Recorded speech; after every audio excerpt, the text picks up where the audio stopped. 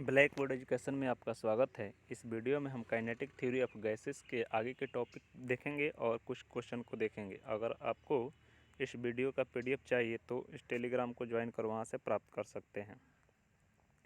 देखते हैं, इसके पहले जो बता दिया गया था आपको V² जो गैस का प्रेशर होता है उसके बारे में बताया गया था। आज जो है पढ़ना है रूट मीन स्क्वायर स्पीड, जिसको शॉर्टकट में लिखा जाता है RMS स्पीड। इसका हिंदी होता है वर्ग माध्य मूल चाल या स्पीड कहता है, कहीं कहीं वेलोसिटी भी कहता है, ठीक है, चाल या वेग कहता है।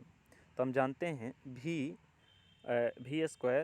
बराबर होता है V1 के स्क्वायर प्लस V2 के स्क्वायर प्लस V3 के स्क्वायर प्लस V4 V5 इस तरह से Vn तक बटा n, कल ही बताया गया था।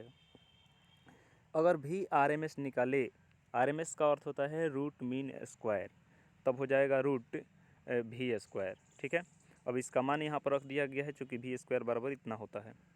और फिर यह भी जानते हैं कि P बराबर होता है 1/3 रो VRMS, ठीक है, या 1/3 m बटा V, जहाँ मास बटा वॉल्यूम बराबर होता है डेंसिटी। तो यहाँ रो के जगह पर आप मास बटा वॉल्यूम लिख सकते हैं। तो इसमें से VRMS निकाले तो हो जाएगा √3P बटा रो, ठीक है। यह हो जाएगा आपका VRMS का फॉर्मूला। अब देख लेते हैं, यदि NTP नॉर्मल टेम्परेचर प्रेशर पर प्रेशर जो होता है 1.01325 × 10⁵ न्यूटन पर मीटर स्क्वायर, और डेंसिटी यदि हवा का देखा जाए NTP पर तो होता है 1.293 kg पर मीटर क्यूब। उसमें से हम VRMS का मान निकालें तो रख देंगे, चूँकि होता है 3P बटा रो, तो यहाँ पर 3 को 3 लिखे और उसके बाद जो है P का प्रेशर का मान दे दिया है यहाँ पर इतना 1.01325 × 10⁵, डेंसिटी दे दिया है हवा के लिए 1.293। तो इसको जब हल करेंगे तो हमारा आंसर आ जाएगा 485 मीटर पर सेकेंड, ठीक है। तो ये हो गया इसका स्पीड, ठीक है। उसके बाद कह रहा है क्वेश्चन एक है, calculate the square root speed of hydrogen molecules at normal temperature and pressure, ठीक है। NTP पर दे दिया है, जिसका डेंसिटी दे दिया है हाइड्रोजन का डेंसिटी दिया 0.09 kg पर मीटर क्यूब, ठीक है।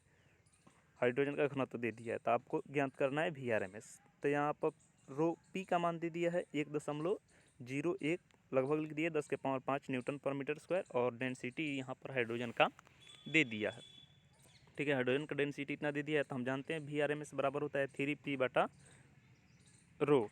अब इसका मान जब रखेंगे और हल करेंगे तो हो जाएगा 18.35 × 10⁻² मीटर पर सेकेंड, ठीक है। 1835 इसका आंसर हो जाएगा। फिर कह रहा है NTP पर जो नाइट्रोजन है उसका घनत्व दे दिया 1.5 गुना, सॉरी यहाँ पर 1.25 होगा, ठीक है। देखिएगा इंग्लिश में लिखा गया है यहाँ पर 1.25 × 10⁻³ kg पर litre cube. Calculate the square root mean square, ठीक है। अब ध्यान देना है आपको, यहाँ पर 1 लीटर कह रहा है, पर लीटर कह रहा है, तो लीटर को हम लोग मीटर में चेंज करेंगे तो 1 लीटर बराबर होता है 10⁻³ गुना भले 10⁻³ मीटर क्यूब, ठीक है। तब यहाँ पर जो है रो निकालेंगे, जब इसका डेंसिटी निकालेंगे तो हो जाएगा 1.25 kg पर मीटर क्यूब। मीटर क्यूब में निकालिए, लीटर में है तो, ठीक है। उसके बाद VRMS बराबर जानते हैं 3P बटा रो। अब 3 का 3 है और P का मान इतना होता है STP पर या NTP पर, और फिर डेंसिटी का मान दे दिए 1.25, तो उसको जब हल करेंगे तो हो जाएगा 493 मीटर पर सेकेंड, ठीक है। इतना आंसर आ जाएगा यदि डेंसिटी इतना दिया हो 1.25, यहाँ पर जो है 1.25 होगा गुना 10⁻³ अगला है इंटरप्रेशन ऑफ टेम्परेचर, ताप की व्याख्या। अब देखिएगा ताप की व्याख्या इस आधार पर कैसे करेंगे, क्योंकि हम जानते हैं P बराबर होता है 1/3 m बटा V² RMS मतलब रूट मीन स्क्वायर, और यहाँ पर जो V है यह वॉल्यूम है, ठीक है, यह वॉल्यूम है, और यहाँ पर जो V² है यह वेलोसिटी है। तो PV, इसमें से V को इधर जब भेजेंगे तो हो जाएगा PV बराबर 1/3 m V² RMS। अब PV बराबर होता है μRT, ठीक है। यह फार्मूला हम लोग जानते हैं आइडियल गैस इक्वेशन से, आदर्श गैस समीकरण द्वारा जानते हैं कितना होता है आइडियल गैस इक्वेशन।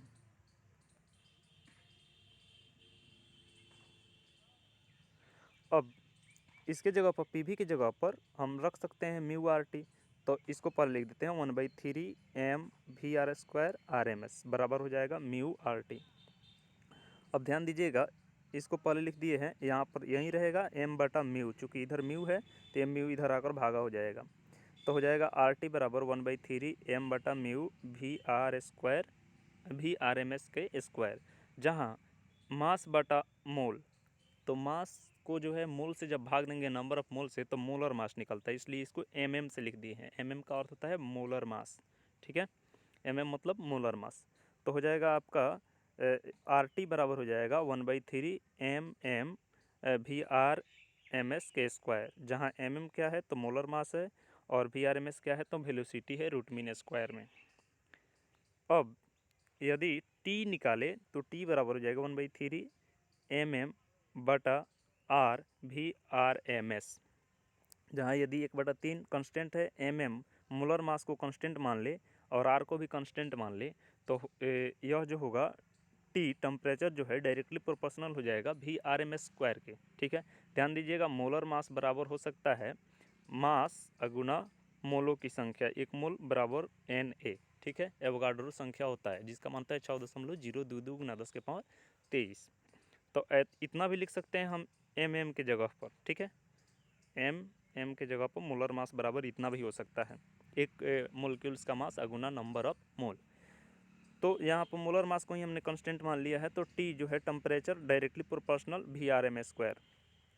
अब वी आर एम एस बराबर हो जाएगा रूट टी, ठीक है, ये डायरेक्टली प्रोपोर्शनल होगा। तो जैसे जैसे टेम्परेचर बढ़ेगा, क्वेश्चन ऐसे देता है कि टेम्परेचर बढ़ने से जो गैस है उसके अणुओं की जो वेलोसिटी है वह बढ़ती है या घटती है, तो बढ़ती है, ठीक है। कितना बढ़ेगी, तो यह टेम्परेचर के ऊपर निर्भर करता है, कितना टेम्परेचर बढ़ेगा उसी हिसाब से यह बढ़ेगा, ठीक है। अब इस पर एक क्वेश्चन है, कह रहा है if the pressure is kept constant, यदि प्रेशर को कंस्टेंट रखा जाए, at what temperature will the R M S speed of molecules of gas become half of its temperature of 0 degree Celsius. यदि दाब नियत रखा जाए तो किस ताप पर किसी गैस के अणुओं की आर एम एस चाल अपने 0 डिग्री सेल्सियस के ताप की आधी हो जाएगी। जब 0 डिग्री पर जिसका जितना वेग था किस टेम्परेचर पर उसका आधा हो जाएगा, ठीक है। तो यहाँ पर भी R M S T temperature पर मान लीजिए कि उसका जो टेम्परेचर है रूट टी होगा, यहाँ पर के को कंस्टेंट लिख दिए, चूँकि प्रोपोर्शनल हटता है तो कोई ना कोई कंस्टेंट आता है। फिर यहाँ टी 0 यदि हो तब क्या होगा, के इंटू टी के पावर 0, दोनों को भाग दे देंगे तो V R M S T बटा V R M S T 0 बराबर टी बटा रूट टी बटा टी, और इसका मान दे दिया है 1/2, चूँकि यहाँ पर V R M S T बटा V R M S T 0 बराबर दे दिया है 1/2, यह मान दे दिया है। तो रूट टी बटा टी 0 बराबर हो जाएगा 1/2। अब इसमें से टी तो रहने देते हैं, चूँकि यहाँ पर कर रहा है 0 डिग्री पर, तो 0 डिग्री सेल्सियस पर जो टेम्परेचर होगा वह केल्विन में यदि चेंज करेंगे तो 273 केल्विन होता है, और केल्विन में लेकर ही बनाते हैं, क्योंकि केल्विन जो होता है टेम्परेचर का ऐसा यूनिट होता है, तो जब भी सेल्सियस में देगा या फ़ारेनहाइट में देगा तो हम उसको केल्विन में चेंज कर लेंगे। तो केल्विन में चेंज कर लिए हैं तो हो गया आपको 273.15 होता है, 1 5 को छोड़ दिए तो 273 केल्विन हो जाएगा। तो टी बटा 273 केल्विन में रहेगा, ठीक है, और बराबर 1/2। अब इसमें से टी का मान निकालेंगे तो स्क्वायर कर देंगे दोनों को, तो जैसे ही स्क्वायर करेंगे तो हो जाएगा टी बटा 273 बराबर 1/4, चूँकि 1/2 था स्क्वायर कीजिएगा 1/4 हो जाएगा। इसमें से टी का जब मान निकालेंगे तो 273/4 जब भाग देंगे तो हमारा आंसर आ जाएगा 68.25 केल्विन, ठीक है। तो कितना टेम्परेचर इसका आंसर हो जाएगा 68.25। Thank you.